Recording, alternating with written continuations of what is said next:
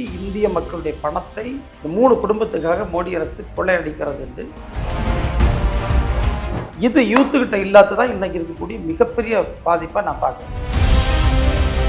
மனுஸ்மிருதி பேசக்கூடிய வலதுசாரி அரசியல் பேசக்கூடிய இரட்டை நிலைப்பாடு. மண்டைக்காடு கலவரம் அமைச்சராக இருக்கக்கூடிய உங்களுடைய பார்வை அதில் என்ன இருக்குது? ஜாதி மதம் இரண்டையும் மையப்படுத்திய அரசியல் வந்து வேரோடு வேரடி மண்ணோடு அறுக்கப்படும். மிகப்பெரிய இந்துக்களை வந்து கிறிஸ்தவர்கள் மதமாற்றம் பண்ணாங்க.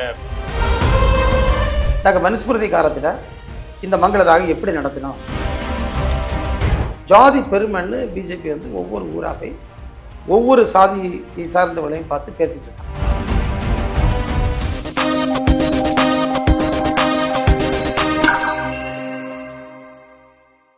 Power your business with smart IT solutions at Cavio Infosystems. We deliver innovation, security, and growth. Cavio Infosystems, future ready today. உங்களின் அனைத்து இன்சூரன்ஸ் தேவைகளுக்கும் அணுகவும் ஸ்மார்ட் டெக் இன்சூரன்ஸ். வணக்கம் அன்பு தமிழ் நெஞ்சங்களே, நான் உங்கள் ஹரிஷ் இப்ராஹிம். லீடர்ஸுக்காக சந்திக்கவிருக்கும் அரசியல் தலைவர், தமிழகத்தின் பால்வளத்துறை அமைச்சரும் பத்மநாபபுரத்தின் 2 முறை சட்டமன்ற உறுப்பினருமான திரு மனோ தங்கராஜ் அவர்கள். வணக்கம் சார். வணக்கம் சார். இன்று பத்மநாப தொகுதிங்கிறது கடந்த 4 டைமாக திமுகவினரும் கோட்டையாக மாறி இருக்குது. கடந்த 2 முறை உங்களை தேர்ந்தெடுத்துக்கிறது. ஸோ அந்த மக்களுக்காக நீங்கள் கொடுக்கப்பட்ட வாக்குறுதிகள் அத்தனையும் நிறைவேற்றினதாக கணக்கில் எடுத்துக்கலாமா? என்னென்ன இதெல்லாம் இன்னும் பெண்டிங்கில் இருக்கிறதா நீங்கள் பார்க்குறீங்க? நீங்கள் 100% அந்த பணிகள் வந்து நாங்கள் சொன்னதை விடவும் இன்றைக்கு என்னுடைய மாண்பு முதல்வருடைய உதவியால் அதிகமாகவே நம்ம தொகுதியில் வந்து நம்ம பண்ணியிருக்கோம். நீங்கள் பார்த்தீங்கன்னா அடிப்படை கட்டமைப்பு வசதிகள் பலவற்றை நாம் முன்னெடுத்து சென்றுக்கிட்டோம். அதில் வந்து பாலங்கள், சாலைகள், இன்னும் அப்படி தெருவிளக்கு போன்ற வசதிகள், மோரோவர் எல்லா டவுன் பஞ்சாயத்துலேயும் குடிநீர் திட்டங்கள், பாலங்கள் நிறைய தேவைப்பட்டது. ஏன்னா இது வந்து மலை சார்ந்த பகுதி. அந்த பாலங்கள் சீரமைக்கின்ற பணிகள், இப்படி எல்லா விஷயங்களையும் வந்து நம்ம என்ன செய்யறோம்னா தீவிரமாக பண்ணியிருக்கோம். நாட் ஒன்லி அந்த தொகுதி, கன்னியாகுமரி மாவட்டத்தை பொறுத்தவரையில் இந்த 4.5 ஆண்டு காலம் ஒரு பொற்காலம்னு நான் சொல்லுவேன். ஏன்னா அவ்வளவு நிதி, சரித்திரத்தில் இல்லாத அளவிற்கு நிதி பெற்று ஒவ்வொரு துறையின் மூலமாகவும் அந்த அளவுக்கு பணிகள் மேற்கொள்ளப்பட்டிருக்கிறது. இது ஒரு வரலாற்று சாதனை என்று நான். ஆனால் உங்களோட தொகுதியை தாண்டி கன்னியாகுமரி மாவட்டம் 2 மான்சூனையும் ஃபேஸ் பண்ணக்கூடிய ஒரு மாவட்டம். நார்த் வெஸ்ட் ஆகட்டும், சவுத் ஈஸ்ட் மான்சூன் ரெண்டையுமே வந்து ஃபேஸ் பண்ணக்கூடிய ஒரு மாவட்டங்கும் போது அந்த மாவட்டத்தில் ரோடு வசதிகள் வந்து இப்போ ஃபார் எக்ஸாம்பிள் நீங்கள் நாகர்கோயில் டு ட்ரிவாண்ட்ரமோட ரோடு வந்து மிக முக்கியமாக எப்போதுமே ஒரு பழுதடைந்த மாதிரி இருக்குது. இன்னும் அதற்கான செப்பனிடும் பணிகள் இல்லை அப்படிங்கிற ஒரு பொதுவான ஒரு குற்றச்சாட்டு எப்போவுமே அந்த மாவட்டத்து மேலே இருக்குது. அதற்கு உங்களோட பதில் என்னவா இருக்கும்? இப்போ நீங்கள் பார்த்தீங்கன்னா கன்னியாகுமரி மாவட்டத்தில் உள்ள ஒரு பெரிய பின்னடைவு என்பது 4 வழிச்சாலை பணிகள் வந்து முடிவடையாத காரணம். இப்போ இது வந்து 4 வழிச்சாலை வந்து ஒன்றிய அரசினுடைய பார்வையில் இருக்கக்கூடியது. ஆனால் அப்படி மட்டும் நாங்கள் விட்டு விடாமல் அந்த பணிகளை நாங்கள் கண்காணிச்சுட்டு இருக்கோம். இதில் என்ன ஒரு பெரிய சவால் நடந்துட்டுன்னா, இந்த பாலிசி நோட்டு ஃபார் இந்த 4-வே லேன் ஒர்க்கு வந்த நேரத்தில் என்ன அதில் இருந்ததுன்னா, widening and strengthening of the existing NH 47 and 47B இருக்கக்கூடிய சாலையை அகலமாக்கி பலப்படுத்துவது என்று அன்னைக்கு வந்து பாலிசி நோட்டு. அதை அப்படியே நடைமுறைப்படுத்தி இருந்தால் 100% இந்த வேலை வந்து 10-15 வருஷத்துக்கு மேலே முடிஞ்சிருக்கும். ஆனால் என்ன பண்ணிட்டாங்கன்னா, அதை தாண்டி அதுக்கு பிறகு தொடர்ந்து ஒன்றியத்தில் வந்த அரசுகள் அதில் வந்து ஒரு நியூ லேன் என்று புதிய வழி என்று கொண்டு வந்தாங்க. இந்த புதிய வழி அன்ஃபார்ச்சுனேட்லி கெட்ட நேரத்துக்கு மிக தவறான பாதையில், பச்சை வயல்வெளியில் ரொம்ப பள்ளம், ரொம்ப மேடு பகுதியில் தாண்டி போகுது. இதுக்கு வந்து என்ன ஆயிடுச்சுன்னா, இந்த ஒர்க்கை கேரி அவுட் பண்ணக்கூடிய போதிய மண், சாயில் வந்து கிடைக்கல. அவ்வளோ தவறாக பிளான் பண்ணிட்டாங்க. பிறகு திமுக அரசு வருது. முதல் ஆய்வு கூட்டம் நான் வந்து கூப்பிட்டு நீங்கள் இந்த வேலையை முடிக்கணும்னு சொல்ல, அப்போ சொல்கிறேன் எங்களுக்கு மண் கிடைக்காது. எவ்வளோ மண் தேவைன்னா, இவங்க வேற நிறைய முடிச்சாச்சு. அதுக்கு பிறகு 50 லட்சம் மெட்ரிக் டன், அது ஒரு பெரிய ஹியூஜ் வால்யூம். அங்கே தான் அந்த சவாலே வந்து ஆரம்பிக்குது. எனவே இது ஒரு தவறாக அவர்கள் அந்த இடத்தை சூஸ் பண்ணனால இவ்வளோ பெரிய அளவு மண் தேவைப்படுது. ஸோ இந்த மண் வந்து கன்னியாகுமரி மாவட்டத்தில் அவைலபிள் இல்லை. ஏற்கனவே கன்னியாகுமரி மாவட்டத்தில் பார்த்தீங்கன்னா செங்கல் மால்னு சொல்லுவோம். செங்கல் உற்பத்தி செய்யறது நீண்ட நெடுங்காலமாக ஒரு தொழிலாக இருந்தது. அதில் செங்கல் உற்பத்தி செய்து பல இடங்களுக்கும் போயிருக்கு. ஓடு செய்யக்கூடிய நல்ல பகுதிகள் இருக்குது. பானை இவையெல்லாம் கன்னியாகுமரியில் ஃபேமஸ். ஆனால் இங்கோட மண் ஏற்கனவே மண் இல்லை. ரெண்டாவது நிறைய இடங்கள் வந்து ரிசர்வ் ஃபாரஸ்ட்டில், அது 2 பேர் ஹாக்காவில் வரக்கூடியது, எக்கோ சென்சிட்டிவ் ஜோனில் வர்றது, இப்படிப்பட்ட சவால்கள் இருக்கனால மண் வந்து அங்கே ஒரு பெரிய சவால். அதனால அந்த ரோடு வேலை வந்து கொஞ்சம் ஸ்லோவாக தான் போயிட்டு இருக்கு. இப்போ நம்ம முடிஞ்ச அளவுக்கு நாங்கள் புஷ் பண்ணிட்டு இருக்கோம். இதன் காரணத்தினால நீங்கள் அது மட்டும் இல்லை, அந்த ஒன்றிய அரசு வந்து ஒரு எல்லாத்துலேயும் மாற்றாந்தாவி மனப்பான்மை இருக்க மாதிரி இங்கே பார்த்தீங்கன்னா லேண்ட் வேல்யூ பார்த்தீங்கன்னா கேரளாவே மாதிரி இருக்கும். ஆனால் கேரளாவுக்கு கொடுக்கறதுல 4ல் ஒரு விலை கூட இங்கே கொடுக்கல. பக்கத்து டிஸ்ட்ரிக்டான ட்ரிவாண்ட்ரம் டிஸ்ட்ரிக்ட் பார்த்தீங்கன்னா அங்கே கொடுக்கக்கூடிய தொகையில் கொஞ்சம் கூட கொடுக்கல. இதில் நிறைய பிரச்சனைகள் இருந்து அப்புறம் திமுக அரசு வந்த பிறகு தான் நாங்கள் தலையிட்டு இந்த கேசஸ் எல்லாம் கொஞ்சம் முடிச்சு வச்சோம். அந்த மக்களுக்கு திரும்பவும் ஆர்பிட்ரேஷன் கலெக்டர் மூலமாக போட்டு அந்த ஆர்பிட்ரேஷனில் ரெக்கமெண்ட் பண்ண தொகையை கொடுத்து செட்டில் பண்ணி அப்படி ஓரளவு சரி பண்ணி போயிட்டுருக்கு. இது இல்லாதனால தான் ஏற்கனவே நம்முடைய மாவட்டத்தில் இருக்கக்கூடிய ரோட்ஸ் எல்லாம் நேரோ ரோட்ஸ். ரெண்டாவது திருவனந்தபுரத்தையும் தமிழ்நாட்டையும் கனெக்ட் பண்ணக்கூடிய முக்கியமான சாலைகள். எனவே இந்த சாலைகள் வந்து இந்த போக்குவரத்து ஃப்ளோ வந்து ரொம்ப நிறைய இருக்கும். அதனால கன்ஜஸ்டடாக இருக்குது. நீங்கள் சொல்லக்கூடியது உண்மை தான். அது போக 2 சீசன் மழை வருது. இந்த மழை வர சமயத்தில் வாட்டர் ஸ்டாக்னேஷன் அதில் இந்த நாங்கள் என்ன பண்ணிட்டோம், இந்த 5 வருஷத்தில் வாட்டர் எங்கெல்லாம் ஸ்டாக்னண்ட் ஆகுமோ அந்த இடத்துல நான் வந்து டாரை மாற்றி நாங்கள் அந்த இடங்களில் ப்ராப்பராக வந்து கல்வெட்ஸும் போட்டு அந்த இடத்துல வந்து காங்கிரீட் ரோடாக மாற்றிருக்கோம். அதில் இப்போ பார்த்தீங்கன்னா இந்த கம்பேரிட்டிவ்லி இந்த பிரச்சனை ரொம்ப குறைஞ்சிருக்கு. அந்த ரிடக்ஷன் ரேட் வந்து ரொம்ப போயிருக்கு. காலப்போக்கில் சரியாகிடும். நிறைய ஃபண்ட்ஸ் போட்டு அந்த வேலைகள் நம்ம பண்ணிகிட்டு இருக்கோம். தீபாவளி சீசன் ஆயிடுச்சு. ஒரு தமிழகத்தினுடைய பால்வளத்துறை அமைச்சராக உங்களுக்கு மிகப்பெரிய ஒரு பொறுப்பு இருக்குது. அப்போ ஆவினுடைய மொத்த கொள்முதல் இன்க்ரீஸ் ஆயிருக்குதா? நம்பர் 1. நம்பர் 2, கடந்த நீங்கள் பால்வளத்துறை அமைச்சராக இருக்கும்போது 4.5 விழுக்காடுல இருந்து 3.5 விழுக்காடாக மாற்றும் போது மிகப்பெரிய ஒரு சர்ச்சை நீடிச்சது. ஆனா இன்றைக்கு பர்பிள், எனக்கு தெரிஞ்சு பர்பிளோடைய விற்பனை வந்து அமோகமாக இருக்கிறதாக உங்களுடைய புள்ளி விவரங்கள் சொல்லுது. மிச்சபடி தீபாவளிக்கு அந்த டிமாண்ட் சப்ளையை எப்படி ஆவின் கையாளுறதுக்கு தயாராக இருக்கிறீங்களா? இப்போ பார்த்தீங்கன்னா நீங்கள் தீபாவளி மட்டும் இல்லை, இப்போ நாங்கள் இந்த ட்ரிப்பு நான் வந்து மார்க்கெட்டிங்கில் ஃபோக்கஸ் பண்ணோம். நான் 2-3 தினங்களுக்கு முன்னால் செய்தி போட்டிருந்தேன். மெட்ரோவில் வந்து எங்கள் சேல்ஸ் வந்து 48% உயர்ந்திருக்கு. போன செப்டம்பரை இந்த செப்டம்பரை ஒப்பிட்டு பார்த்தோன்னா அந்த இன்க்ரீஸ் வந்து 48%. அது ஒரு ஹியூஜ் அமௌண்ட். அதை வந்து 100% நான் சொல்லியிருக்கேன்.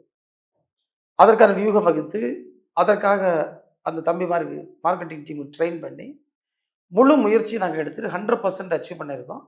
கண்டிப்பாக 100% இந்த பீரியடுக்கு முன்னால் நாங்கள் பண்ணிடுவோம். அப்போ அதற்கு தேவையான பொருட்கள் இப்போ நீங்கள் பால் பார்த்தீங்கன்னா இன்றைக்கி தான் ஃபார்மர்ஸ் வந்து நீங்கள் எங்கே போய் ஃபார்மர்ஸ்ட்டே கேளுங்க, அந்த ஃபார்மர்ஸுக்கு நாங்கள் அவ்வளவு ட்ரையல் எடுத்து அந்த ஸ்பாட் அக்னாலஜ்மெண்ட்டு தரத்துக்கேற்ற விலை நாங்கள் கொடுக்கோம். அதே போன்று பால் பணம் எங்கேயுமே பெண்டிங் இல்லை. நம்முடைய தலைவர் வந்து 3 ரூபா இன்சென்டிவ் அறிவித்தாங்க, மாண்பு முதல்வர்கள். அதை நம்ம ரெகுலராக கொடுத்துட்டு இதெல்லாம் வச்சு பார்த்தீங்கன்னா அது இன்றைக்கி ஒரு சஸ்டைனபிள் லைவ்லிஹுட், ஒரு நிலையான வாழ்வாதாரமாக விவசாயி கொண்டு வரலாம் உள்ள சூழல் வந்து. இன்னும் பார்த்தீங்கன்னா கடந்த காலங்களில் நீங்கள் உள்ள ரெக்கார்ட்ஸை நீங்கள் வந்து போய் பாருங்கள். ஒரு வருஷத்துக்கு 5 கோடி ரூபா கூட லோன் கொடுக்க மாட்டாங்க. ஃபார்மர் லோன் வந்து அவ்வளோ கஷ்டம். நாங்கள் லாஸ்ட்டு ஃபினான்ஷியல் இயரில் நான் வந்து 1000 crore கொடுத்தோம். அது 365 crore 365 கோடி வந்து வட்டியில்லா கடன், பல கோடி ரூபாய் மானியம், இப்போ தாட்கோ பண்ணுறதுல மானியம். இதில் வந்து இதுவரையிலும் நடந்துராத சம்பவங்களே நீங்கள் எடுக்கலாம். இந்த வருஷம் கூட பார்த்தீங்கன்னா அந்த பேங்கர்ஸ் ரிவ்யூ மீட்டிங்கில் தமிழ்நாட்டில் கால்நடைகளுக்கு வழங்கப்பட்ட லோனுக்கான புள்ளி வரும் பார்த்தீங்கன்னா டோட்டல் அப்ளிகேஷன்ஸ் ரிசீவ்டு வந்து 18,10,000 சம்திங். அதில் 17,90,000 சம்திங் லோன் கொடுத்தாச்சு. இதெல்லாம் பெரிய அச்சீவ்மெண்ட்டாக நம்ம பார்க்கலாம். அதில் இப்போ எங்கள் ரெகுலர் ஃப்ளோ ஆஃப் மில்க்கு எங்களுக்கு வரக்கூடிய பாலில் வந்து ஸ்டெடியாக வந்துட்டுருக்கு. எந்த பிரச்சனையும் எங்களுக்கு இல்லை. அதில் நாங்கள் பாலை வந்து மேனேஜ் பண்ண முடியுது. நாங்கள் இன்னும் சேல்ஸை கூட்டினா கூட அந்த கொண்டு போக முடியும். இப்போ தீபாவளியை பொறுத்தவரை நாங்கள் ஃபுல் ப்ரிப்பேர்டு. ஆல்ரெடி ஏற்கனவே அந்த முக்கியமான தேவையான பொருட்கள்லாம் நல்ல ஸ்டாக்கு, வெல் ஸ்டாக்டு. மற்ற வேலைகள் நாங்கள் தொடர்ந்து பண்ணிகிட்டு இருக்கோம். எவ்வளவு சப்ளைனாலும் நாங்கள் அதை கொடுக்க முடியும். இந்த டார்கெட்டை நாங்கள் அச்சீவ் பண்ணிடுவோம், 100% டார்கெட். நீங்கள் ஒரு ஸ்டூடெண்ட் பாலிடிக்ஸில் இருந்து மேலோக்கி வந்த ஒரு தலைவர். அது you are the face of கன்னியாகுமரியை தாண்டி ஒரு ஸ்டூடெண்ட்ஸ் எப்படி ஒரு அரசியல் பயப்படுத்தணும் அப்படிங்கிறதுக்கு அரசியல் பயணத்திலிருந்து நம்ம பார்க்குறோம். ஆனா அன்றைக்கு இருந்த தலைவர்கள் ஜே.பி. நாராயணன் போன்றவர்கள் வழிநடத்தின அந்த ஸ்டூடெண்ட்ஸ் இயக்கங்களை முன்னெடுத்து வந்த நிறைய தலைவர்கள் நீங்களும் ஒருத்தங்கிற பார்வையில் இன்றைக்கு அதற்குரிய தேவைகள் இருக்குதா? ஸ்டூடெண்ட்ஸ் பாலிடிக்ஸை வந்து நிறைய காலேஜஸ் வந்து அலோவ் பண்றது இல்லைங்கிற பார்வையில் அதற்குரிய தேவைகள் இன்னைக்கு இருக்குதா? எப்படி அதை முன்னோக்கி வரணும், அந்த ஸ்டூடெண்ட்ஸ் பாலிடிக்ஸை எடுக்கணுங்கிறதுக்கு உங்களை போன்றவர்கள்ட்ட இருந்து ஒரு பார்வை என்னவா இருக்கு? தம்பி, இன்னைக்கு இந்த சமூகத்தில் ஏற்பட்டிருக்கக்கூடிய இத்தனை இழிநிலைக்கும் காரணம் நம்ம ஸ்டூடெண்ட்ஸை பாலிடிக்ஸ்லேருந்து தனிமைப்படுத்தினது தான். ஸ்டூடெண்ட் அரசியலில் இல்லாதனால தான் இவ்வளோ பெரிய சீரழிவுகள் இன்றைக்கு ஏற்பட்டு கொண்டிருக்கிறது. ஒரு சின்ன உதாரணம் நீங்கள் கேட்ட பிறகு தான் என்னோட ஞாபகத்தில் வந்தால் சொல்ல, நான் முதல் முறையாக ஒரு பொது நிகழ்ச்சிக்கு அல்லது ஒரு பொதுவான விஷயத்தை பார்க்கணுன்னு வீட்டை விட்டு வெளியே வந்தது. நான் பள்ளிக்கூடத்தில் ஒரு 4ஆம் கிளாஸ் 5ஆம் கிளாஸ் படிக்க சொன்னேன். ஒரு சின்ன பையனாக வெளியே வந்தேன். அது எதுக்குன்னா, அன்றைக்கு இருந்த எதிர்க்கட்சி தலைவர் பொன்னப்ப நாடார் அவர்கள் ஒரு விமான விபத்தில் இறந்து போகிறார். அப்போ ஹைலி எமோஷ்னல். அவர் எங்கள் பகுதியை சார்ந்தவர். அப்போது பெரிய ரெஸ்பெக்டான லீடர். நாங்கள் வாரோம், பெரிய கூட்டம் அலைமோது அவருடைய அஸ்தியை கொண்டு வராங்க. அதுதான் என்னுடைய ஃபஸ்ட்டு என்ட்ரின்னு வச்சுருங்களேன். நான் அதுலேருந்தே ஒரு ஒரு உணர்வு வருது. அவருக்கு மகன் உடனே வந்து அண்ணன் விஜயராகவன் அவர்கள், அவர் வந்து லா காலேஜ் ஸ்டூடெண்ட்டு. அவர் வந்து கேண்டிடேட்டாக கொண்டு விடுவாங்க. அவருக்கு வந்துட்டு நாங்கள் சின்ன பிள்ளையாக இருந்துச்சு ஒர்க் பண்ணோம். ஜெயிக்கார். அப்படி இப்படி போகுது வச்சுக்கிட்டோம். அப்படிலாம் பிள்ளைகளை வந்து நம்ம பக்குவப்படுத்தியிருந்தா இன்றைக்கி இருக்கக்கூடிய இப்போ சம்பவங்கள், நான் அதுக்குள்ளே போக விரும்பல, இதெல்லாம் வந்து தவிர்த்திருக்கலாம்ன்றது என்னுடைய கருத்து. அன்றைக்கி நாங்கள் ஸ்கூலில் படிக்க சமயத்திலேருந்து ஆசைப்பட்டுட்டு இருப்போம், போராட்டங்கள் வராதா, போய் கலந்துக்கிடலாம் அப்படி இருக்கக்கூடியதில்லை. கல்லூரிக்கு நாங்கள் போச்சு, நாங்கள் அரசியல் படுத்தப்பட்டு தான் போனோம். ஏன்னா ஃபஸ்ட் இயர் நான் போனோன்னே எலெக்ஷனில் கண்டெஸ்ட் பண்ணியாச்சு, ஸ்டூடெண்ட் ரெப்ரஸன்டேட்டிவ்.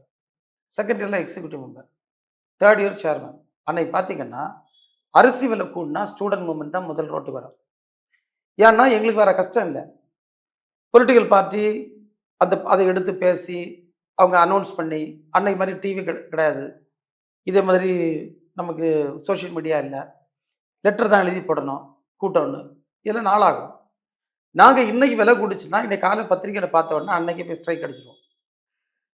அரிசி விலை கூடினா, இல்லை ரேஷன் கிடைக்கலன்னா, ஸ்டூடெண்ட் ஃபீஸ் கூடினா, ரயில் கட்டணம்னா, என்ன கட்டணம், எந்த பொது பிரச்சனை, முதல் ரோட்டில் இறங்குது யார் தான்? Student movement. இந்த ஸ்டூடெண்ட் மூவ்மெண்ட் ரோட்டில் இறங்கி போராட்டங்கள் நடத்தி தன்னை வந்து தானே வந்து அரசியலாக்கப்படுவாங்க. இந்த எவால்வஸ் லீடர்ஸ். இந்த எவல்யூஷன் வந்து இப்போ நீங்கள் வந்து ஒரு பொலிட்டிக்கல் பார்ட்டினா இவர் லீடரு, இவர் எங்கள் ஸ்டூடெண்ட் விங்கு, இவர் எங்கள் யூத் விங்குன்னு சொல்லணும். ஒரு காலேஜில் ஒரு போராட்டம் நடத்துறதுக்கு யார் சொல்லணும்? யாருமே சொல்லணும். அந்த போராட்டத்தை யார் முன்னெடுக்காவளோ அந்த ஆள் யாராக வருவான், ஒரு லீடராக எமர்ஜ் ஆகும். நீங்கள் பார்த்தீங்கன்னா நாங்கள் எல்லாம் சின்ன வயசில் ரொம்ப அழகாக கோஷம் போடுவோம். ஏன்னா போட்டி போட்டு கோஷம் போடுவோம். ஒரு ஆள் போட்டதை விட இன்னொரு ஆள் அழகாக போடணும், அழகாக சப்ஜெக்ட் எடுத்து போடுவோம். ரெண்டாவது கல்லூரியில் எலெக்ஷன். கல்லூரியில் எலெக்ஷன் வந்து இன்னைக்கு மாதிரி எதையாவது கொடுத்துடுத்து ஓட்டுவாங்களான்னா எல்லாம் முடியாது, ரொம்ப எமோஷனலாக நடக்கும். அப்போ நமக்கு ஒரு சரியான பேக்கிங் ஸ்டூடெண்ட்ஸில் வேணும். அங்குள்ளே நிறைய ரைவல்ரி வரும், டிபார்ட்மெண்ட் வரும், ஊர் வரும், பல விஷயங்கள் ப்ளே பண்ணோம். நாங்கள் இருந்துச்சு பாலிடிக்ஸ் ஒரு பெரிய ரோல் ப்ளே பண்ணோம். அந்த ஸ்டூடெண்ட் எந்த கட்சியை சார்ந்தவர் எல்லாம் வரும்.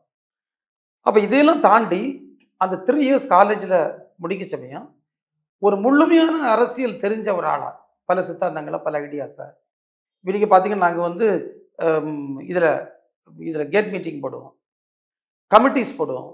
இந்த கமிட்டிஸில் வந்து பேசுவாங்க, எங்களை கூப்பிடுவாங்க, பொதுக்கூட்டங்கள், கருத்தரங்கு போன்றவற்றுக்கு அங்கே போவோம். ஒரு முழுமையான அரசியல் ஆக்கம் என்பது இந்த கல்லூரி காலகட்டத்திலே நடந்துடும். அப்போ கல்லூரியை விட்டு நம்ம வெளியே வரைச்சி பார்த்தீங்கன்னா உடனடியாக பொலிட்டிக்கல் பார்ட்டிஸில் எங்களை ஸ்டூடெண்ட் மூவ்மெண்ட்டில் அக்காமடேட் பண்ணுவாங்க. அப்படியே யூத் மூவ்மெண்ட்டு போய் அப்படியே நம்ம வந்து மேலே வர முடியும். இப்போ நம்ம வந்து இதை அப்படியே கட் பண்ணிட்டோம். அப்போ எனக்கு ஒரு ஸ்கூலில் போகிற ஸ்டூடெண்ட்டுக்கோ, ஒரு கல்லூரியில் படிக்கக்கூடிய ஸ்டூடெண்ட்டுக்கோ இந்த எக்ஸ்டர்னல் ஹேப்பனிங்ஸ், அது பொலிட்டிக்கலாக இருக்கட்டும், சோஷியலாக இருக்கட்டும், இவனுக்கு அதில் பங்களிப்பே இல்லாமல் போயிருக்கு. இதை அவன் கையில் எடுத்து பேசக்கூடிய வாய்ப்பு ஒன்றும் கிடைக்கல, இதற்காக கோஷம் போட வேண்டிய வாய்ப்பு கிடைக்கல, இதற்காக கல்லறியக்கூடிய வாய்ப்போ ஜெயிலுக்கு போகக்கூடிய வாய்ப்போ எதுவுமே கிடைக்கல. அப்போ இவன் வந்து என்னென்னா தியரட்டிக்கலாக சில விஷயங்களை படிச்சிருந்தாலும் ப்ராக்டிக்கலாக அவங்களுக்கு இல்லை. நீங்கள் வந்து பாலிடிக்ஸ்னு பேசிஸ் பார்த்தீங்கன்னா தம்பி, we can say a reactive mind.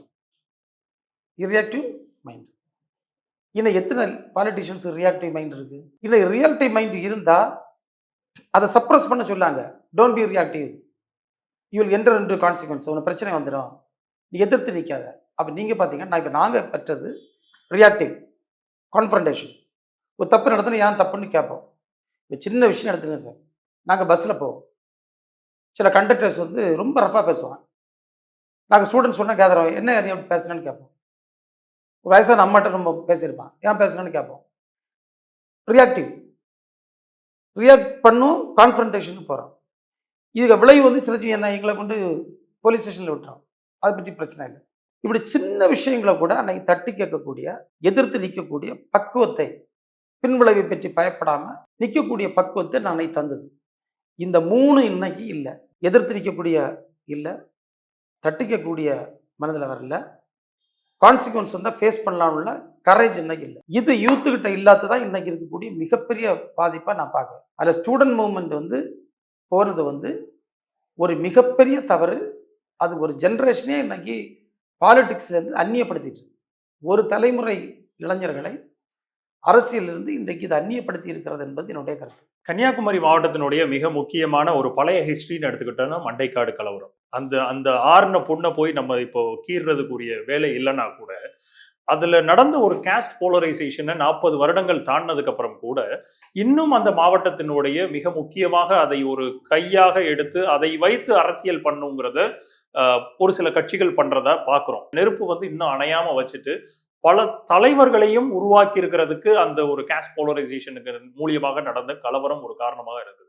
அது இப்போதைக்கு உங்க மாவட்டத்தினுடைய மிக அமைச்சராக இருக்கக்கூடிய உங்களுடைய பார்வை அதுல என்ன இருக்குது? இப்போ என்னுடைய ஒரு நேர்மையான ஒரு கருத்து என்னன்னா, இந்திய அரசியல் ஒரு ஆரோக்கியமான திசை நோக்கி செல்ல வேண்டும் என்று. நம்முடைய இந்திய சமூகம் ஒரு ஹார்மோனியஸ் லிவிங், ஒரு ஒற்றுமையான வாழ்க்கை முறைக்கு இருக்கு. இந்த ஜாதி மதம் இரண்டையும் மையப்படுத்திய அரசியல் வந்து வேரோடு வேரடி மண்ணோடு அறுக்கப்படும். இது போனால் தான் அது முடியும். நீங்கள் பாலிடிக்ஸில் வந்து பார்த்தீங்கன்னா இந்த பிஜேபி போன்ற கட்சிகள், இது இவங்க கொண்டு வந்து சித்தாந்தம் இல்லை, ஹிட்லர் முசோலினி போன்றவர்கிட்ட தான் அவங்க வந்தது. நம்ம மெஜாரிட்டேரியனிசம்னு சொல்லலாம், பெரும்பான்மைவாதம், அதில் தான் அவன் வந்து நம்பிட்டே இருக்கான். ஏன்னா பெரும்பான்மை மக்களை ஒரு வகையான அச்சத்தில் வைப்பது. உண்மை அதில் இருக்காது, உண்மையே கிடையாது. பெரும்பான்மைன்னா அச்சம் இல்லை, ஏன்னா அவங்களை யாரும் பெரும்பான்மையாக இருக்கக்கூடிய ஆட்களை யாரும் தாக்க பண்ண முடியாது. இந்த பெரும்பான்மையை வந்து அச்சத்தில் இருப்பது போன்று ஒரு சூழலை வெளியே ப்ரொஜெக்ட் பண்ணிக்கிட்டு அதை வச்சு ஒரு தன்னுடைய சுயலாபத்திற்கான அரசியலை கட்டமைப்பது. இப்போ நீங்கள் வந்து ஒரு சின்ன உதாரணம் சொல்லேன். இப்படி கட்டமைக்கப்படுகின்ற மக்கள் அவங்கள பெரிய ரட்சகர்கள்னு நினைப்பாங்க. யார? அது தலைவர்கள். இன்றைக்கு மோடியினுடைய பொய்யான பிம்பத்தை போன்று. அப்போ அவங்க பேருடைய தவறுகளை அவன் கேட்க தப்பி விட்டுருவான். ஒரு உதாரணம், இப்போ இருக்கக்கூடிய பெட்ரோல் டீசல் பிரைஸ் அமெரிக்காக்காரன் எடுத்து தரான் அவங்களுக்கு பாயிண்ட். நீங்கள் வந்து 3 குடும்பம் தான் ரஷ்யாவில் போய் வெறும் $20 ஒரு பேரலுக்கு கச்சா எண்ணெய் வாங்கின பிறகும் பல மடங்கு விலையை உயர்த்தி இந்திய மக்களுடைய பணத்தை இந்த 3 குடும்பத்துக்காக மோடி அரசு கொள்ளையடிக்கிறது என்று சொல்லியிருக்காங்க. இவங்க பதிலே இல்லை, பதில் சொல்ல முடியாது. ஆனால் அதை மக்கள் கேட்கல. ஏன்னா பெரும்பான்மைவாதம் என்கின்ற இவருடைய அந்த தத்துவத்தினால உணர்வு நிலையில் ஏதோ இங்கே பெரும்பான்மையாக வசிக்கக்கூடிய மக்களுக்கு இவங்க தான் பாதுகாப்பு என்கின்ற ஒரு பொய்யான பிம்பத்தை கட்டியிருக்காங்க. இப்போ கன்னியாகுமரி அவங்க மாடல்னு சொன்னாங்க, ஒன்றுமே கிடையாது. இது ஒரு சும்மா என்ன பார்த்தீங்கன்னா, enter the temple spread hate, கோயிலுக்குள்ள நோல வெறுப்பை பரப்பு, இதுதான் அவன் செய்யக்கூடிய வேலை. ஒவ்வொரு இடத்துலையும் ஆன்மீகம் உள்ள போர்வையில் மக்கள்கிட்ட நுழைஞ்சிக்கிட்டு அங்கே போய் என்ன செய்யான், வெறுப்பை பிரச்சாரம் பண்ணது. நல்ல வேலையாக கன்னியாகுமரி மாவட்டத்தில் இன்றைக்கு இந்த சூழலில் மிகப்பெரிய அளவில் முறியடிக்கப்பட்டிருக்கு. யாரும் இவங்க மோசடியை நம்புவதற்கு தயாராக இல்லை. நீங்கள் வந்து இந்தியாவினுடைய பெருமைகள் என்று பறைசாற்றுவதற்கு அடிப்படையாக இருந்த காரணங்கள் எதுவுமே மதம் சார்ந்த வன்முறைகளோ அல்லது ஜாதி முறையோ அல்ல. இந்தியாவின் மீது இருக்கக்கூடிய களங்கம் என்பதே இங்கே இருக்கக்கூடிய ஜாதியும் பெண்களுக்கு எதிரான ஒரு மனுஸ்மிருதியினுடைய நிலைப்பாடு தான். நம்முடைய பெருமைகள் என்று சொல்வது நம்முடைய அறிவு, அதுவும் ஒரு மதத்துக்கு சார்ந்தது இல்லை. இப்போ நீங்கள் வந்து நலந்தா பல்கலைக்கழகத்தை பற்றிலாம் சிலவங்க பேசுறது நான் கேட்டுருக்கேன். ஆனால் அந்த பேசக்கூடிய அறிவாளிகளுக்கு குறைந்தபட்சம் அது புத்திஸ்டுகள் உருவாக்குனது கூட தெரியலை. அப்படி அதை சொல்லணும். அது யாருக்கு? அது Buddhist thought process. Not some other thought process. ஆனா நீங்க இப்படி சொல்றீங்க 2016 to 21 மிகப்பெரிய இந்துக்களை வந்து கிறிஸ்தவர்கள் மதமாற்றம் பண்ணாங்க கோஸ்டல் ஏரியாஸ் ஃபுல்லாவே அப்படிங்கிற ஒரு குற்றச்சாட்டை பாரதிய ஜனதா கட்சி தொடர்ச்சியாக அந்த மாவட்டத்தில் இருக்கக்கூடிய திமுக போன்ற கட்சிகள் மேல வச்சுக்கிட்டே இருக்கிறாங்களே, இதற்கு உங்களுடைய பதில் தம்பி, என்னவா நீங்க வந்து இந்த பிஜேபி வந்து பிற்படுத்தப்பட்ட மக்களை, தாழ்த்தப்பட்ட மக்களை, ஏன் இன்றைக்கு நான் சொல்லுகிறேன், இன்றைக்கு ஃபார்வர்டு கம்யூனிட்டியில் இருக்கக்கூடிய கன்னியாகுமரியில் இருக்கக்கூடிய பிள்ளைமார், கன்னியாகுமரியில் இருக்கக்கூடிய நாயர்கள், இவங்கள எப்படி நடத்துனாங்களாம்? எப்படி நடத்துனாங்க? நாங்கள் மனுஸ்மிருதி காலத்தில் இந்த மங்கள ராகம் எப்படி நடத்தினோம்? இவனுக்கு நாங்கள் கல்வி கொடுத்தோமா? இவனை ஆடை அணிய விட்டோமா? இவன் வேலை செய்தா சம்பளம் கொடுத்தோமா? என்ன இது? ஏன் பேசல? இதெல்லாம் கல்வி கொடுக்கல, வேலை செய்தா சம்பளம் கொடுக்கல, ஆடை அணிக்கு உரிமை கூட கொடுக்கல, நீ எதுவுமே கொடுக்கல. அப்போ அப்படிப்பட்ட ஒரு மனுஸ்மிருதி கட்டமைப்புக்குள்ள கோயிலுக்குள்ள வந்து நீ உள்ள எடுக்கல. கோயிலுக்குள்ள வந்து உள்ள இப்போ கூட கன்னியாகுமரி மாவட்டத்தில் ஒரு கோவிலில் நீண்ட காலமாக அங்கே இருக்கக்கூடிய இவங்க சொல்லக்கூடிய தாழ்த்தப்பட்ட, நான் தாழ்த்தப்பட்டன்னு ஒருத்தருமே இல்லைன்னு சொல்லுவேன். ஸோ அதனால் நான் பேசணும்னு சொன்னேன். தாழ்த்தப்பட்டவர்கள் என்று சொல்லப்படுகின்ற மக்களை, உயர் சாதி என்று சொல்லப்படுகின்ற மக்கள் கோயிலுக்குள்ளே போகக்கூடாதுன்னு சொல்லியிருக்கு. அப்போது நீங்கள் இப்படி இருந்துக்கிட்டு இதை பற்றிலாம் பேசலாமா? கேள்வி ஒன்று. ரெண்டாவது தம்பி, நீங்கள் இந்த மத மாற்றம் என்பது இட்ஸ் ஒரு குளோபல் ஃபினாமினா. இது வந்து யாரும் திட்டம் போட்டு இந்த மதத்துக்கு அந்த மதத்துக்கும் அந்த மதத்துக்கு அப்படி அல்ல. எனக்கு தெரிஞ்சாலும் அவனுடைய சூழ்நிலை. இப்போ நீங்கள் வந்து நம்ம இங்குள்ள பல சாமியார்கள்ட்ட ஐரோப்பாவிலேருந்து இங்கே வந்து பக்தர்கள் இருக்காங்க, டிவோட்டிஸ் இருக்காங்க, ஃபாலோவர்ஸ் இருக்காங்க. அவங்க எப்படி இருக்காங்க? அவங்க மாற்று மதத்தை, கிறிஸ்தவ மதத்தை, ஏதோ மதத்தை சார்ந்தவங்க. நீங்கள் வந்து சைனா போன்ற நாடுகள் முழுமையான புத்திஸ்ட் கண்ட்ரியாக மாறி இருக்கு. இது வந்து காலச்சக்கரத்தில் வந்து மாறக்கூடிய. நீங்கள் கிரீஸ் எடுத்துக்கிட்டிங்கன்னா, கிரீஸில் வந்து பல கடவுள்கள் இருந்திருக்காங்க. உருவ வழிபாட்டு முறை இன்றைய உற்பத்தி எங்கே தான்? கிரேக்கர்கள் தான். இன்னைக்கு கிரேக்கத்தில் அது இல்லை, ட்ரேஸே இல்லை. நம்ம வரலாற்றில் தான் படிக்கணும், மற்ற மாதிரி இருக்காது. ஸோ இது ஒவ்வொரு காலகட்டத்திலையும் எடுக்கக்கூடிய மாற்றமே தவிர இது திட்டமிட்ட செய்யக்கூடிய ஒரு செயல் அல்ல. கன்னியாகுமரி மாவட்டம் அன்னைக்கு இருந்த மிஷனரிமார்களோடு சேர்ந்த கிறிஸ்தவர்கள் தான் சாதிய ஒடுக்குமுறைக்கு எதிராக முதல்ல குரல் கொடுத்துருக்காங்க. முதல்ல எழுமின சமூகம் அவங்க. நீங்கள் அவங்க வந்து சமூக பொருளாதார முன்னேற்றத்திற்கு தான் ரொம்ப கவனம் செலுத்தியிருக்கு. கல்விக்கு கவனம் செலுத்தியிருக்காங்க, ஹெல்த்துக்கு கவனம் செலுத்தியிருக்காங்க, பொருளாதார முன்னேற்றத்திற்கு கவனம் செலுத்தியிருக்காங்க. உரிமைகளை பெறுவதற்கு, சமூக உரிமைகளை பெறுவதற்கான பல்வேறு முயற்சிகளை, முன்னெடுப்புகளை எடுத்திருக்காங்களே தவிர நீங்கள் எல்லாம் வாங்க இந்த மதத்தில் சேருங்க, மதத்தை மாறுங்கன்னு யாரும் சொல்லுவதில்லை. இது வந்து ஒரு தவறான ஒரு கருத்தியல் இவங்க பரப்பக்கூடிய ஒன்று. அதுக்குள்ள வேற உண்மைகள் இருப்பதாக தெரியல. நம்ம இதை ரொம்ப இதுக்குள்ள பார்க்கலாம். நீங்க வந்து இங்க வந்து காஸ்ட் ப்ரைடா, என்ன ப்ரைடு? ஜாதி பெருமைன்னு பிஜேபி வந்து ஒவ்வொரு ஊரா போய் ஒவ்வொரு சாதியை சார்ந்தவர்களையும் பார்த்து பேசிட்டு இருக்காங்க. ஆனா உஷா ஜேடி வேன்ஸை திருமணம் பண்ணா நீ கை கட்டி சம்மதிக்கிறதுல. அப்ப நீ இங்க வந்து என்ன பண்ண? சாதின்னு சொல்ல, தப்புன்னு சொல்ல, inter cost marriage, inter religious marriage முடியாது, அது சாதி பெருமையை, நம்முடைய கௌரவத்தை குறைக்கும்னு சொல்ல, ஆணவ கொலையை ஆதரிக்க. ஆனால் அங்கே இவங்க போனால் கை எடுத்துருக்கு. இதுதான் வந்துட்டு பிஜேபியினுடைய அல்லது இந்த மனுஸ்மிருதி பேசக்கூடிய வலதுசாரி அரசியல் பேசக்கூடிய இரட்டை நிலைப்பாடு. அவங்களுக்கு ஒன்று, மற்றவங்களுக்கு ஒன்று என்பது. இது முற்றிலுமாக இந்த எண்ணத்தை நம்ம உடைச்சே ஆகணும். இப்போ நீங்கள் கேட்டதுனால அது உன்னுடைய துணை கேள்வியாக, சனாதனத்திற்கு மிகப்பெரிய ஒரு வாய்ஸாக வந்து திரு உதயநிதி ஸ்டாலின் அவர்கள் ஒரு மேடையில் பேசுகிறார். அது ஒட்டுமொத்தமான தேசிய லெவலில் மிகப்பெரிய ஒரு சர்ச்சையை கிளப்புது. ஆனால் இன்றைக்கு அதையே ஒரு காரணமாக காட்டி உச்சநீதிமன்றத்தினுடைய தலைமை நீதிபதி மேலே ஒருவர் காலணியை வீசுகிறார். இதை எப்படி நீங்கள் பார்க்குறீங்க? சார், பேசிக்காக ஒரு பிரச்சனைன்னா நம்ம மக்களுக்கு உள்ள அண்டர்ஸ்டாண்டிங், மக்கள் இன்னும் புரிந்து கொள்ளணும். சனாதன் என்கின்ற வார்த்தை தமிழ் வார்த்தை இல்லை. அதுக்கு மீனிங் என்ன தெரியாது. சனாதன் என்கின்ற வார்த்தைக்கு என்ன மீனிங் தம்பி? நான் அதான் திரும்ப திரும்ப சொல்லிட்டு இருக்கேன். தமிழர்கள் ஒரு தர்மத்தை கடைபிடிச்சிட்டு இருந்தோம். நீங்கள் வள்ளலாரை படிங்க, இவரை ஐயா வைகுண்டரை படிங்க, சித்தர்களை படிங்க, யாரை வேணா படிங்க, திருமூலரை படிங்க, திருவாகசத்தை படிங்க. இந்த தர்மம் என்பது மனித நேயம் சார்ந்தது. திருக்குறள் படிங்க, எல்லோரையும் சமமாக பார்ப்பது தர்மம். அதான் சொன்னார், தாழ கிடப்பவனை தற்காப்பது தர்மம். இந்த தர்மம் மக்களுக்கு தெரியும். இவங்க அதுக்கிட்ட சனாதனம்னு வார்த்தை வைக்காங்க. இந்த வார்த்தை வந்து தமிழ் வார்த்தை இல்லை. ஒருவேளை அந்த ஆரிய மொழியினுடைய மொழி வார்த்தையாக இருக்கிறான். அதில் மனுஸ்மிருதி என்பது தான் ஜாதியை கட்டமைத்தது. அதை யாரும் மறக்க முடியாது. நீங்கள் உலகத்தில் எங்கேயுமே ஜாதி இல்லை. மனுஸ்மிருதி நடைமுறையில் இருக்கக்கூடிய இருந்த இந்திய துணைக்கண்டத்தில் மட்டும்தான் இந்த ஜாதி இந்த கட்டமைப்பு இருக்கிறது. ஸோ மனுஸ்மிருதி சனாதன தர்மத்தின் ஒரு பகுதி என்று அவர்கள் இப்போதும் பேசுகிறார்கள். நாங்கள் பேசல. சனாதனம் என்பது மனுஸ்மிருதி அடிப்படையிலானதுன்னு பேசுறாங்க.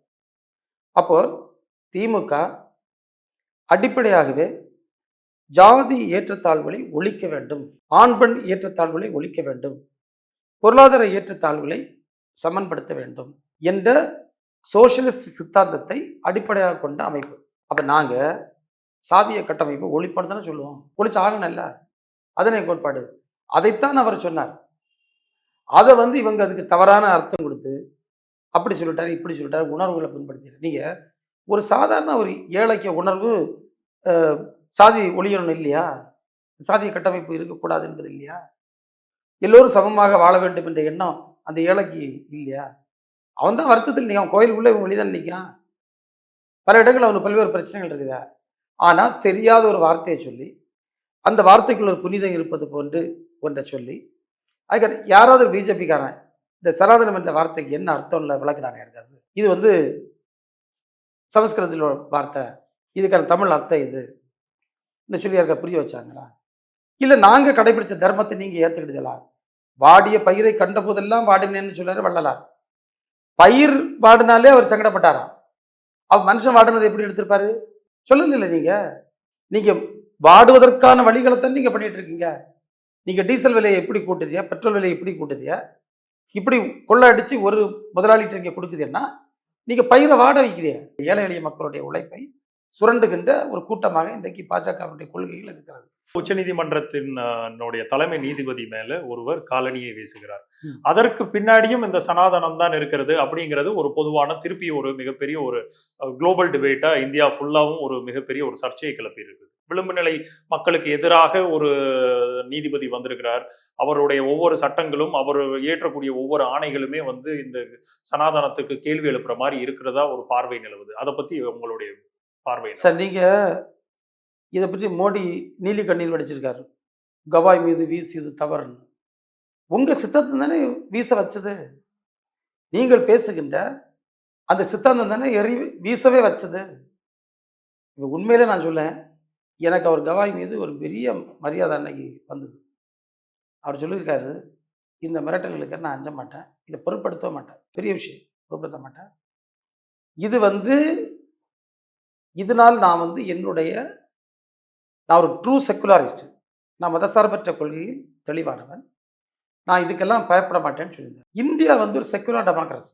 ஒரு CJ chief justice of India என்பவர் அவர் பல வழிகளில் is the custodian of the constitution. அரசமைப்பு சட்டம் தெளிவாக சொல்லிடுது, இது ஒரு செக்குலர் மதசார்பற்ற நாடு, சோசியலிஸ்ட், சமத்துவத்தை பண்ண முடியாது, ரிப்பப்ளிக், மக்களாட்சி இருக்கும். அப்போ அவர் கடமையை தான் செய்யார். அவர் எக்ஸ்ட்ராவில் எதுவுமே செய்யலை. நிறைய பேர் கடமையை செய்யலை. அது இன்றைக்கு பொதுவாக இருக்கக்கூடிய குற்றச்சாட்டு. அவங்க கடமைகளை செய்யலை. ஒரு ஜட்ஜுக்கு அவருக்கு பைண்டிங் என்னது? First thing preamble of the constitution. He has to act in accordance to the constitution. ஒரு நீதிபதி என்பவர் அரசமைப்பு சட்டத்திற்கு உட்பட்டு செயல்பட வேண்டும். உட்பட்டு இந்த நாடு செயல்படுகிறதா, இங்கே இருக்கக்கூடிய நாடாளுமன்றம் செயல்படுகிறதா, இங்கே இருக்கக்கூடிய சட்டம் இயற்றுகின்ற ஒவ்வொரு அமைப்பும் செயல்படுகிறதா என்பதை கண்காணித்து அதை நடைமுறைப்படுத்துகின்ற வேலை தான் ஒரு ஜஸ்டிஸ் சிஸ்டத்தினுடைய வேலை. அப்போ அவர் தன்னுடைய கடமையை தான் செய்திருக்காரு. யாருக்கு கோபம் வருது? இன்றைக்கு சனாதனம் பேசுகின்றவர்கள் மனுஸ்மிருதியை நம்புகிறவர்களுக்கு கோபம் வருது. அப்போ இந்த கோபத்தை உருவாக்குகின்ற, கோபத்துக்கு இன்னும் தீமூட்டுகின்ற இந்த பாசிச கோட்பாடு, இந்த கோட்பாட்டை மோடி எதிர்க்க வேண்டுமா, இல்லை வருத்தம் சொல்லணுமா? நீங்கள் ஒன்றும் வருத்தம் சொல்லலாம்டா. இது வருத்தம்னு உலகத்தில் எல்லாருக்குமே தெரியும். ஒரு சீஃப் ஜஸ்டிஸ் ஆஃப் இந்தியாவை அவமானப்படுத்துகின்ற முயற்சி அல்லது அவரை தாக்குகின்ற முயற்சி என்பது யாரும் ஏற்றுக்கிட மாட்டாங்க. ஆனால் இதற்கு காரணமான ஒரு காரணத்தை அவன் சொல்லுகிறான். அது இன்றைக்கு பிஜேபியால் புகழப்படுகின்ற வலதுசாரி கோட்பாட்டு தத்துவம், மனுஸ்மிருதியை ஆதரிக்கின்ற தத்துவம். அப்போ இதில் பிஜேபியுடைய இரட்டை வேடம் மிக தெளிவாக விளங்கி இருக்கு. மோடி அவர்கள் சம்பவம் நடந்த ஆள், அவன் சார்ந்த கோட்பாடு இது தவறு என்று சொல்லவே இல்லை. இதை தான் சொன்னாங்க. இதே மாதிரி தான் அவங்க எல்லாத்துலேயுமே. காமராஜர் எங்கே புகழாங்க, அங்கே ஒரு வீட்டு தீ வச்ச இயக்கம், அதை வெளியே சொல்லலை. அங்கே போய் கோட்ஸை பற்றி புகழ்ந்து பேசுகிறார், சார்வர்களை புகழ்ந்து பேசுகிறார்கள். இங்கே வந்து காந்தி வந்து தேசத்தந்தைன்னு சொன்னாங்க. இது எல்லாமே வந்து பிஜேபியினுடைய பகல் வேஷத்தை, இரட்டை நிலைப்பாட்டை காட்டுகின்ற ஒரு அற்புதமான எக்ஸாம்பிளாக இன்னைக்கு இது முடிஞ்சிருக்கு. இதில் இந்த நாடே இன்றைக்கு வந்து ஒரு மதசார்பற்ற ஜனநாயகத்தை நம்புகின்ற அத்தனை மக்களும் அவரை இன்னைக்கு ஒரு பெரிய ஆளாக பார்க்குறாங்க. 2026 தேர்தலுக்கு இன்னும் ஒரு கிட்டத்தட்ட 7 மாதங்கள் இருக்குது. தமிழ்நாட்டில் திராவிட முன்னேற்றக் கழகத்துக்கு எதிராக அரசியல் கூட்டணிகளை பல்வேறு கட்சிகள், அதிமுக போன்ற கட்சிகளும் சரி, இன்னும் பிற கட்சிகளும் சேர்ந்து கட்டமைக்கிறதுக்கு முழு முயற்சி வந்து ரொம்ப பலமாகவே எடுத்துக்கிட்டு இருக்காங்க. அந்த ஈக்குவேஷன்ஸ் எப்படி இருக்க போறதுங்கிறத பொறுத்திருந்து பார்க்கணும். ஆனால் திராவிட முன்னேற்றக் கழகம் இதை எல்லாத்தையும் எதிர்கொள்றதுக்கு தயாராக இருக்கிறதா? நம்பர் 2, உங்களுடைய தொகுதியில பாஜகவினுடைய ஒரு கூட்டணியினுடைய பலம் உங்களுக்கு மிகப்பெரிய ஒரு சவாலாக இருக்குங்கிறது உணர்றீங்களா? என்ன பொறுத்தவரை நீங்க பிஜேபி சார்ந்த அணிகளை வந்து தமிழ்நாட்டை தலையெடுப்பதற்கான எந்த வாய்ப்பும் இல்லை. ஏன்னா வந்து தேர்தல் நெருங்க போகுது, பிஜேபியினுடைய வண்டவாளங்கள் நிறைய வெளியே வரப்போகுது, அவ்வளவு பிரச்சனைகள் இருக்காது. சிந்தூர் இருக்குது, இந்த பெட்ரோல் டீசல் பிரச்சனை இருக்குது, டாக்ஸேஷன்னால பல பாதிப்புகள் இருக்குன்னு சொல்லாங்க. இன்னும் 1-2 மாதங்களில் பெரிய அளவில் பொருளாதாரத்தில் பின்னடைவுகள் ஏற்படலாம் என்று சில வல்லுநர்கள் சொல்லுகிறார்கள். அது உண்மைதான். நீங்கள் நம்ம பொருள் வியாபாரம் உண்டாக்கலானாலே நம்ம வியாபாரிங்க கஷ்டப்படுறோம், வியாபாரி கஷ்டப்பட்டால் தொழில் சார்ந்த ஆட்கள் கஷ்டப்படுறோம். இந்த சூழ்நிலையில் இந்த பிஜேபி கூட்டணி ஒரு கடுகளவு கூட அவங்க செல்வாக்கு அவங்க பெருக்க முடியாது. எங்களுடைய மாவட்டத்தை பொறுத்தவரை அவங்க கீழே, அதில் எந்த மாற்று கருத்து இடம் இல்லை. போகிற சட்டமன்ற தேர்தலோடு போகிற நாடாளுமன்ற தேர்தலில் நாங்கள் அதிகம் கோல் அடிச்சிருக்கோம். இந்த சட்டமன்ற தேர்தலில் இன்னும் அதிகமாக நம்ம கோல் அடிக்கக்கூடிய வாய்ப்புகள் தான் அங்கே இருக்குது. தமிழ்நாட்டை பொறுத்தவரை நீங்கள் தேர்தல் வருதுனாலே அந்த 1 இயர் வந்து நிறைய ஸ்பெக்குலேஷன்ஸ், அப்படி போமா இப்படி போமா இப்படிலாம் சொல்லக்கூடிய விஷயங்கள் இப்போ தான் நமக்கு தெரியுதில்ல. பலர் வந்து ட்ரெண்ட் செட் பண்ண முயற்சிக்காங்க, பலர் வந்து புதிய புதிய நரேட்டிவ் செட் பண்ணாங்க. இது எல்லாமே ஒரு தியரிட்டிக்கலாக அப்படி இப்படி பேச வந்து அழகாக இருக்கும். ப்ராக்டிக்கலாக நீங்கள் பார்த்தீங்கன்னா there is something called a critical mass base.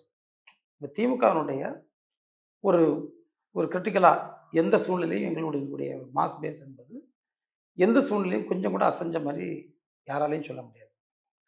அது ஸ்ட்ரெங்தன் ஆகிருக்கு, இன்னும் அடிஷ்னலாக ஸ்ட்ரெங்தன் ஆகிருக்கு. 2வது பார்த்தீங்கன்னா எதிரணியில் வந்து எங்களுக்கு எதிராக களமாடுகிறவர்கள் ஒரு அந்த அளவிற்கு ஒரு சரியான நிலைப்பாட்டோடு எதிர்க்கக்கூடிய அளவுக்கு ஒரு வலுவோடு அவங்க நிற்காங்களான்னா நமக்கு அப்படி எதுவும் தெரியல. 2வது பப்ளிக்லேயே நீங்கள் பார்த்தீங்கன்னா அவ்வளோ பெரிய ஒரு ஆன்டி இன்கம்பன்சி இருக்கலை. கொஞ்சம் இருக்கலாம் அங்கங்கே சின்ன சின்ன இதுகள்லாம் நம்ம தேர்தலில் பல தேர்தல் நம்ம பார்த்துட்டு இருக்கிறோம். ஒரு பக்கம் ஆன்டி இன்கம்பன்சி இருந்தாலும் மறுபக்கத்தில் பார்த்தீங்கன்னா கவர்மெண்ட்டுக்கு சப்போர்ட் வந்து கூடியிருக்கு. நிறைய வெல்ஃபேர் மெஷர்ஸ், நம்முடைய கட்டமைப்புகள் உருவாக்குறது, இன்வெஸ்ட்மெண்ட்ஸ் கொண்டு வந்தது, இப்படி வந்து ஆட் ஆன் பண்ணக்கூடிய விஷயங்கள் நிறைய இருக்குது.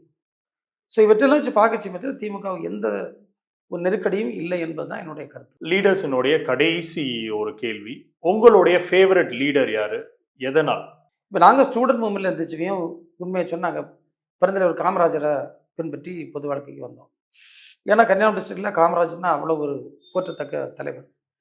2வது அவர்கிட்ட இந்த எளிமை, அவர்கிட்ட இந்த அணுகுமுறை எனக்கு சின்ன வயசில் ரொம்ப பிடிக்கும், என்னை ரொம்ப ஈர்த்தவர் அவர். நான் மாணவர் பருவத்தில் வந்தோன்னா ஜேபி மூவ்மெண்ட் பற்றி நிறைய படிச்சிருக்கேன். ஜெயபிரகாஷ் நாராயண் அவருடைய அந்த சோஷியல் சித்தாந்தங்கள் நிறைய நான் படிச்சிருக்கேன். அவருடைய பூமிதான் இயக்கம் போன்றவை எங்களை ரொம்ப அட்ராக்ட் பண்ணிச்சு. அதே மாதிரி ஒரு காங்கிரஸ் கட்சிக்குள்ளே உள்ளுக்குள்ளே ஒரு சோஷியலிஸ்ட் குரூப்பை ஃபார்ம் பண்ணி அன்றைக்கு பல முடிவுகள் எடுக்க வேண்டிய நிர்பந்தங்களுக்கு காந்தியை கொண்டு வர அளவுக்கு அவங்க எல்லாம் ஃபைட் பண்ணியிருக்காங்க. சில இடங்களில் வந்து ரொம்ப கான்ஃபரன்டேஷன் பண்ணியிருக்காங்க, துணிச்சலான முடிவுகள் எடுத்திருக்காங்க. ஆனால் நான் வந்து சின்ன வயசில் வந்து பெருந்தலைவர் காமராஜரையும் ஜெயபிரகாஷ் நாராயண் போன்றவர்களையும் நான் நிறைய வாசித்து தான் படிச்சிருக்கேன். அவங்கள்ட்ட பழக வாய்ப்பு இல்லை. அவர்களை ஏற்று தான் நான் பொது வாழ்க்கைக்கு நான் வந்தேன். உங்கள் நேரத்துக்கு நன்றி. உங்கள் அத்தனை நல் முயற்சிகளும் வெற்றியடைய வாழ்த்துக்கள். நன்றி.